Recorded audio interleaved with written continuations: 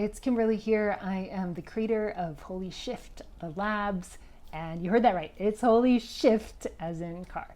I am a coach, I'm a stand-up comedian, and I want to tell you a little bit about what the Holy Shift labs are all about. First off, these 1-hour sessions are like mini workshops. They are just for women and non-binary people. What we do is focus on a tool from comedy that I've learned through stand-up, writing, performing, or even improv skills. You don't need to be a comedian.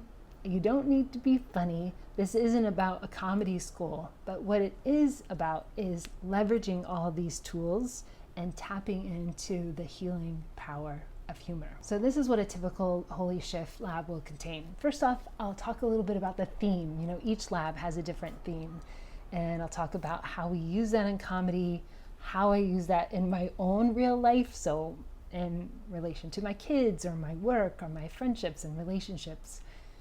Then I'll often show YouTube videos so you can see how that plays out in the world of comedy. And that's also really fun just to laugh together.